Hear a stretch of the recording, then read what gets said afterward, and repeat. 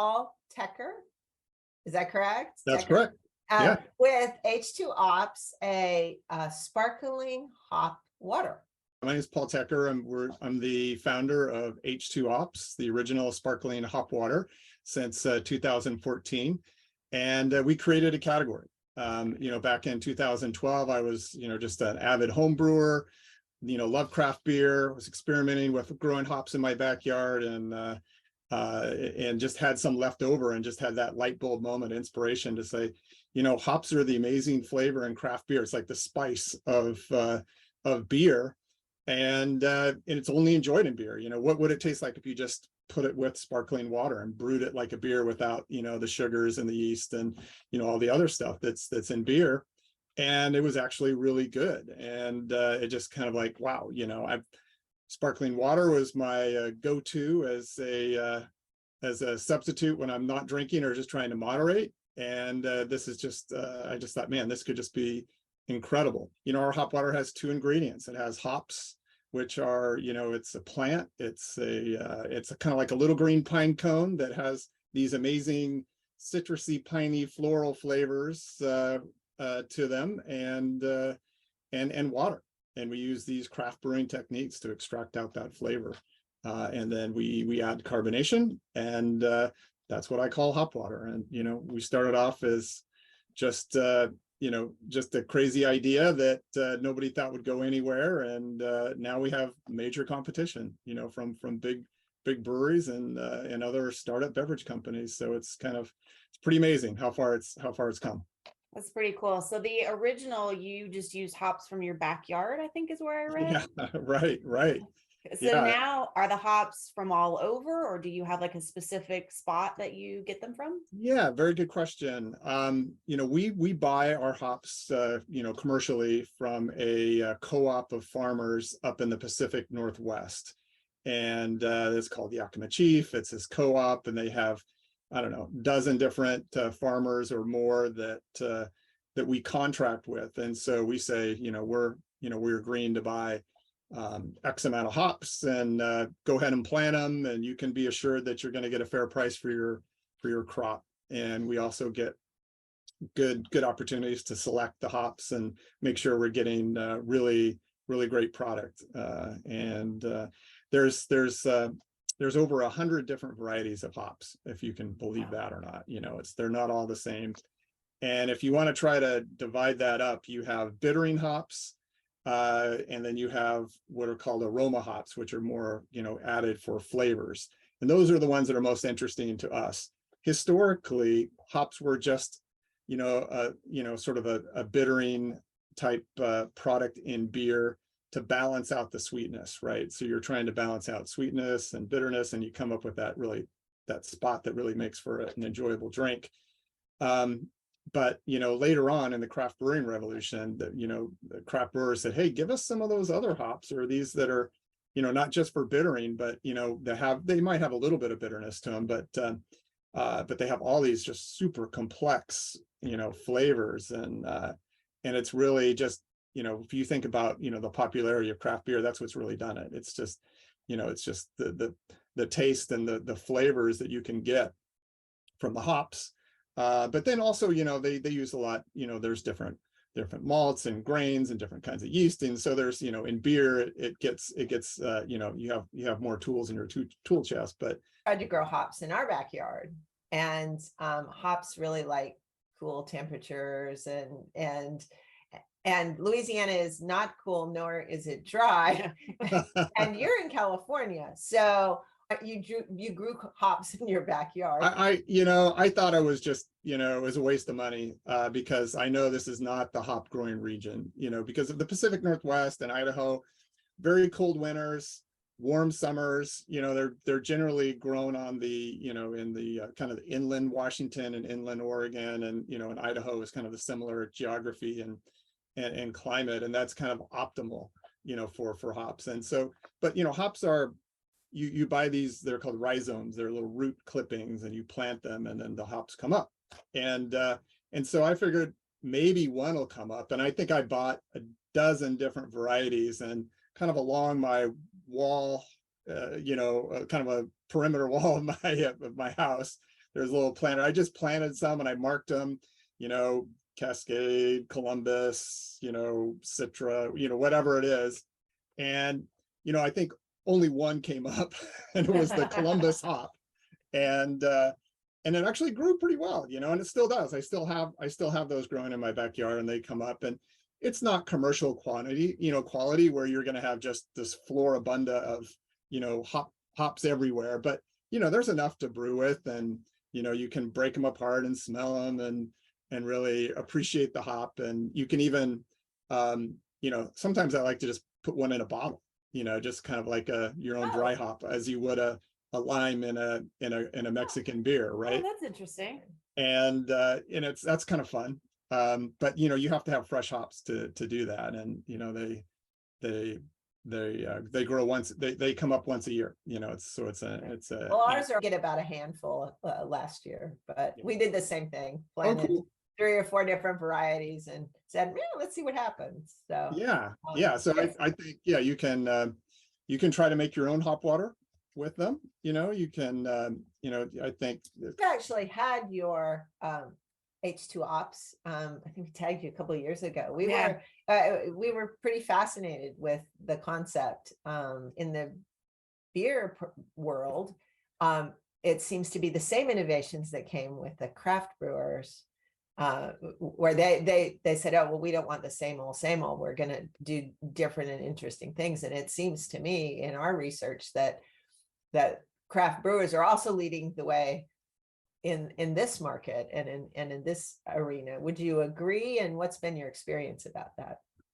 Yeah, no, I totally agree. You know, I guess a little bit of a difference between us and the non-alcoholic beers is that we're not trying to be a beer. We're really something that's kind of altogether different. Right. You know, we're at this sort of nexus of sparkling water and beer, I guess, just because we don't have malts, we don't have yeast, there's no sugar, so it's 0 alcohol, 0 calories, gluten-free. So it's a little bit different, but you know, to your comment, I think one of the things that's really fascinating in these trends is that, you know, for us and for the non-alcoholic beer consumers, you know, some people think that, you know, this is just for people who have a drinking problem, or, you know, they have health issues and they just can't drink. And but the reality is that 80% today, maybe it was different back, you know, back in the old days when non-alcoholic beer was, you know, pretty much, you know, we know. you would only drink it if you had to, I guess, or if you're really desperate. But today, you know, this great quality product, but you know, 80%, over 80% of people who drink our hop water or people who drink non-alcoholic beer, these non-alcoholic alternatives in wine and spirits, you know, they also drink alcohol, you know, on other occasions, you know, so they're moderating. They're just like, well, geez, you know, I have a busy lifestyle, you know, I have a big meeting tomorrow, it's during the week, or I want to sleep well tonight, you know, there's you know, they're doing it for all these different reasons, just you know, just to generally feel better, or just moderate, or just kind of manage their life a little bit better, and not have those negative effects of alcohol, you know, all the time, you know. And you know, that's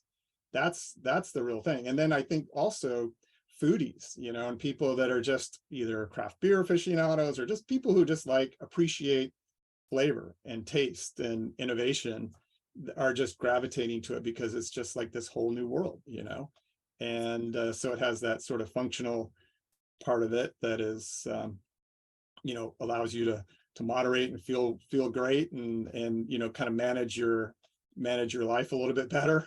And then certainly it's great for people that, you know, are pregnant or decide to take a break for a dry January or whatever it may be. But you know, it's kind of funny. I think a lot of people that have started with those dry Januaries, or hey, I'm going to take a week off or whatever it is, it's just like, geez, I feel pretty good, and then they kind of extend it, and they slowly change. You know, they kind of moderate over time. But the interesting statistic, I think, is that, you know, if you're buying these products, you know, this is not just something for people who have problems with alcohol. You know, it's people that are just moderating, or you know, just making different decisions, and appreciating the quality and the craftsmanship that, you know, a lot of the craft breweries that are starting up just as a non-alcoholic craft brewery, or you're even just adding it to their portfolio. You know, a lot of major craft breweries are just like, hey, you know, we can do a non-alcoholic too. And, you know, that another interesting thing too, not to kind of add on to that, is, you know, that it actually costs more to make a non-alcoholic beverage than an alcoholic beverage, because I know a lot of people kind of look at it, at least in the beer and the wine and the spirits, and even, you know, in hop water, you know, the alcohol comes for free. You know, people think, oh man, that alcohol is really valuable, but it's really just it's a chemical process of, you know, sugars being converted to alcohol with yeast.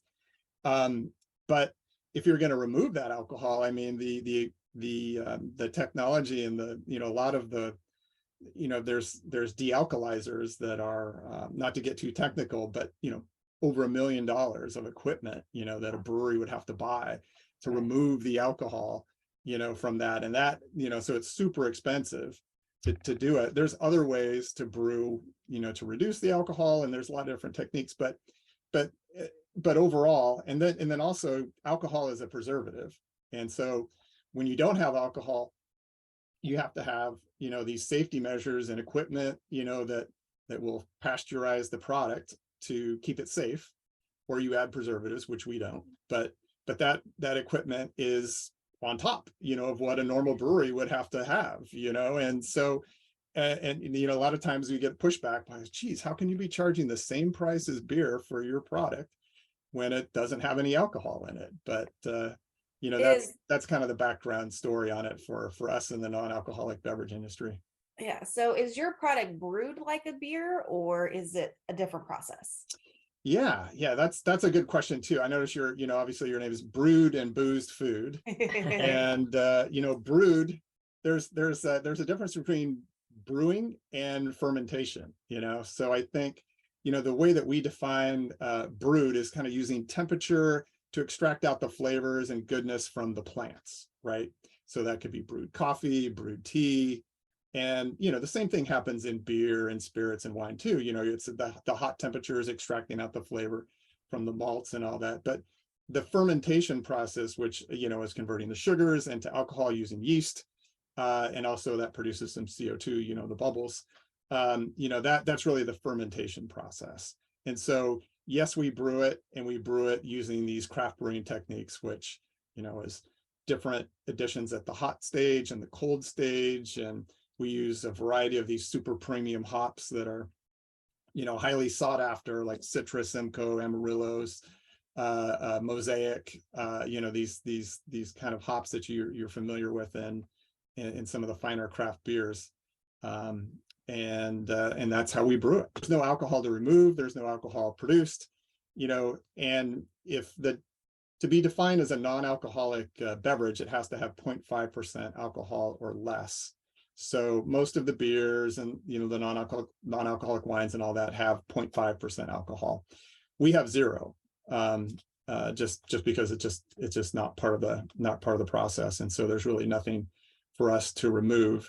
And then, you know, the gluten in beer, for people who are sensitive to gluten, you know, that comes from the malts and the grains in there, and we don't have that. And so, you know, for people that care about gluten, you know, hop water is a great alternative, you know, because it has absolutely 0. The thing I noticed about yours is your water is that the hops is all that's there. And so they're very fresh and they're very flavorful, because that's what you're tasting. You're not tasting all these other parts and pieces. That may or may not, in some, you know, sometimes there's, you're trying to balance it so it's hoppy and not sweet.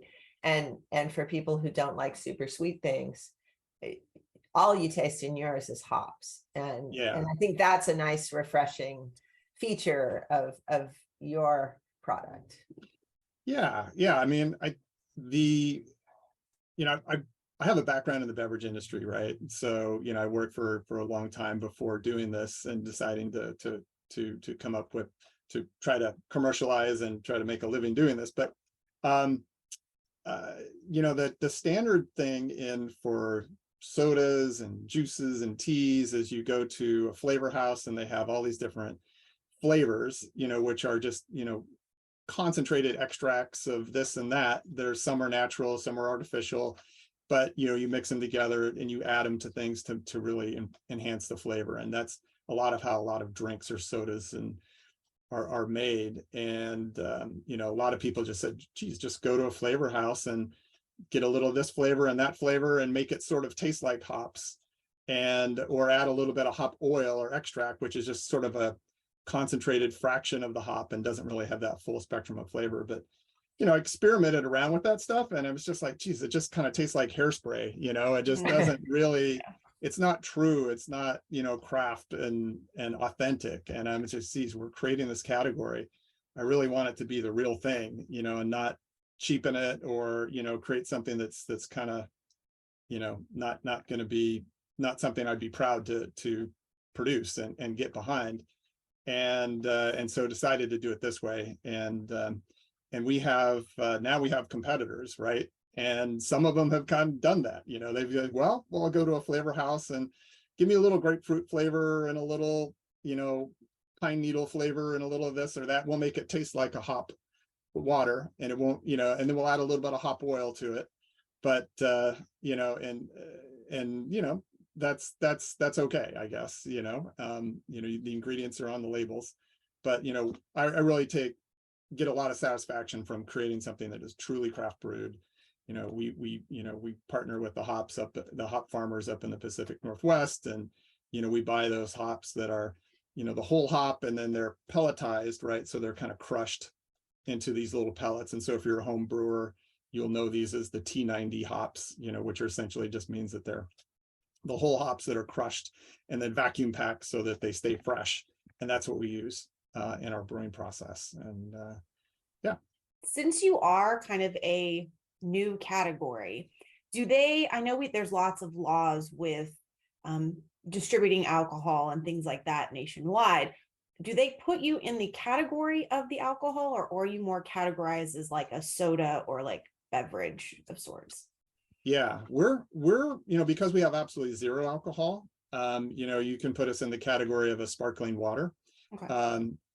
But certainly a lot of retailers will recognize that people use us as a non-alcoholic beverage. So some of the retailers are like Total Wine and Bevmo out here in the West Coast.